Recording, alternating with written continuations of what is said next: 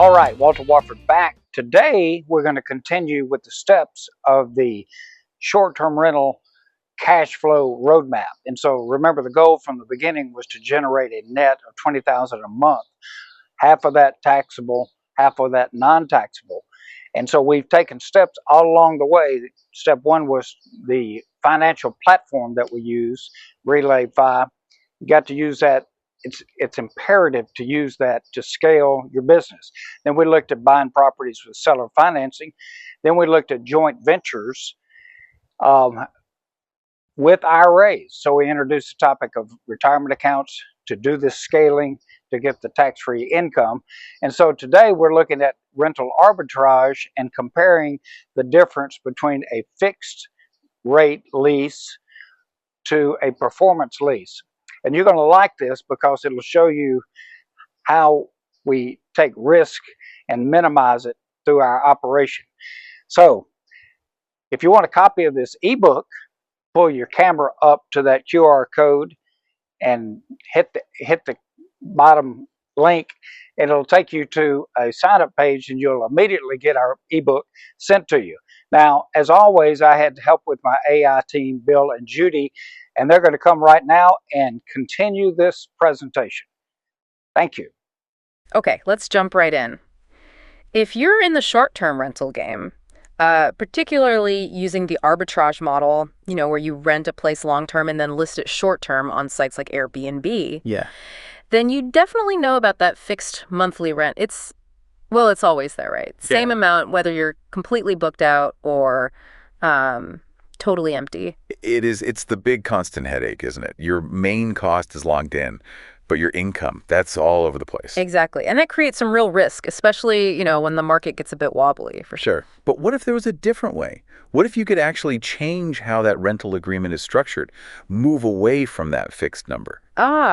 That's really the core idea in the materials you sent over. They dive deep into this concept of shifting to a variable model, one based on, performance. Right. So this deep dive today is based purely on those articles and notes you got, looking at what they call performance leases. And our mission really is to unpack what that is, how it's different from a standard lease, and pull out the key reasons the sources say it could be, a really strategic move for you, the STR operator. We're sticking just to what's in these papers. Sounds good. Let's do it. Okay, so first things first. The material starts with the basics, the thing most people know. What exactly do they mean by a set rental amount lease? It's pretty much what it sounds like. You agree on a fixed price, say $2,000 a month, and you pay that exact amount to the landlord every single month. Rain or shine. Rain or shine. Paid $5,000, paid $2,000, made nothing, still paid $2,000. It's predictable for the owner, sure, but it puts all the market risk right on your shoulders, the operator. Right. Predictability for them, rigidity for you. So how does this performance lease idea or revenue share, the sources call it that too, right? How is it fundamentally different? Revenue share, performance lease, same idea. Instead of that fixed dollar amount, you're paying the landlord a percentage of the revenue the property actually brings in from short-term stays. Oh. Okay. Yeah, there's often like a base minimum involved, maybe a safety net for the landlord. But the main part of the payment, it fluxes. It goes up when you earn more, goes down when you earn less. Okay. That makes a lot of sense conceptually. The cost tracks the income. Now, the material we have lays out quite a few benefits for the operator here. What's the first big one they talk about? The main one, the first one they really hammer home is risk mitigation. Yeah. Big time. How so? Well, think about it. That huge fixed rent payment, it suddenly becomes a variable cost. It's tied to your actual revenue. So let's say you hit a low season or, bookings just dip unexpectedly. With a normal lease, you're still on the hook for that full $2,000 or whatever it is. But with a performance lease, your payment to the landlord shrinks because your revenue is lower. It directly protects your cash flow. Makes it way easier to ride out those slow patches without actually losing money. Wow. Okay. So your biggest monthly stressor just kind of automatically scales down when things get tight. That feels pretty powerful. Yeah. What's the next advantage the sources point to? The next big one is aligning incentives. This is key. Aligning incentives. Between who? Between you, the operator, and the landlord. When the landlord gets a piece of the revenue, They suddenly have a financial stake in your success. Ah, right. They want you to do well. Exactly. The sources say this just completely changes the relationship. They're probably more likely to cooperate, maybe even chip in for upgrades that could get you more bookings or let you charge higher rates, things that help both of you. And they might be a bit more understanding. If you have like one really rough month out of the blue, it shifts things from just tenant-landlord to something more like a partnership. A partnership approach. Yeah, I can see how that would change the dynamic. Does the material suggest this makes it any easier to actually get into STR arbitrage, like for new operators? It does, yeah. That's another point. Easier entry for operators. A landlord who might be kind of nervous about letting you do STR with a standard lease might actually prefer a performance lease. Why? Because they see the potential upside for themselves. They see dollar signs if you do well. Precisely.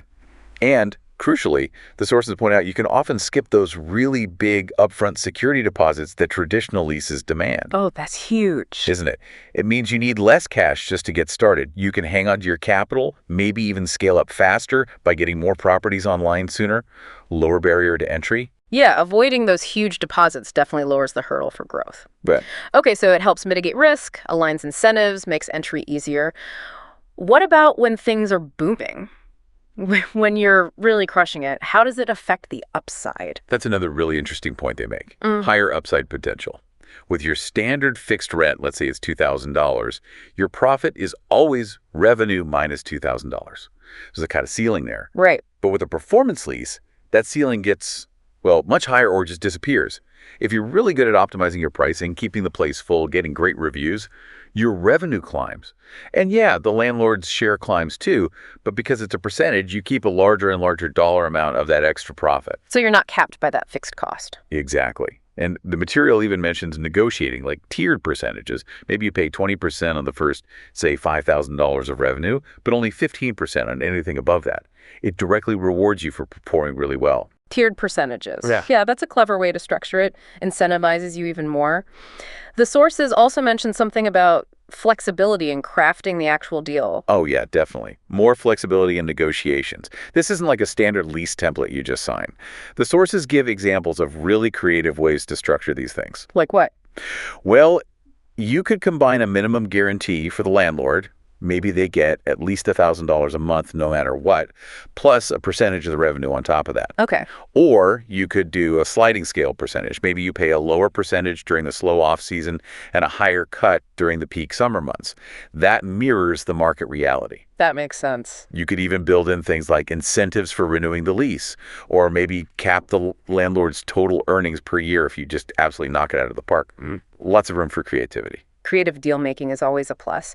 What about staying put? Does this help with long-term stability in a property?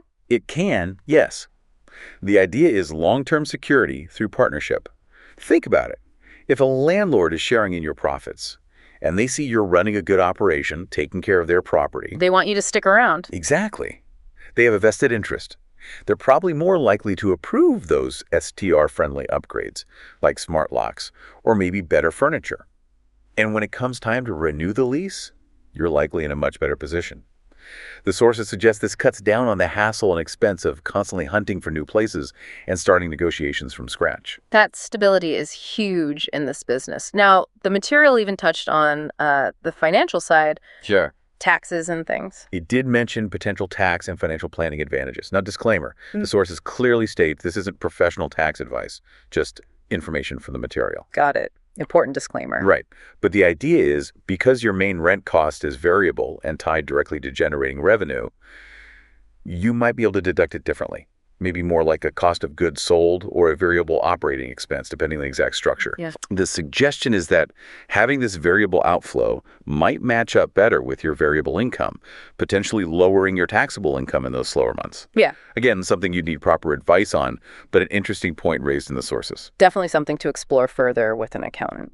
Okay, so we've heard the benefits: risk reduction, partnership, easier entry, upside, flexibility, stability, potential tax stuff. But how does this actually play out with like real numbers? The material had a good example comparison, It right? did, yeah, really clear table. It compares a traditional $2,000 per month fixed lease against a performance lease set at 25% of gross revenue. And it looks at 3 different monthly revenue levels. Right. $4,000, $2,000, and $6,000. Okay, walk us through it. First, the fixed $2,000 lease. Right. With the fixed $2,000 rent, if you bring in $4,000 revenue, your profit is $2,000. 4K revenue minus $2 for revenue. Simple enough. Makes sense. If you only bring in $2,000 revenue, well, your profit is 0. Yeah. 2K revenue minus $2K rent. You just broke even. Scary place to be. Yeah, no fun. And if you have a great month, $6,000 revenue, your profit is $4,000. 6K revenue minus that same $2K rent. Okay, so that's the baseline. Now the 25% performance lease. Okay, same revenue scenarios, but with the 25% performance lease.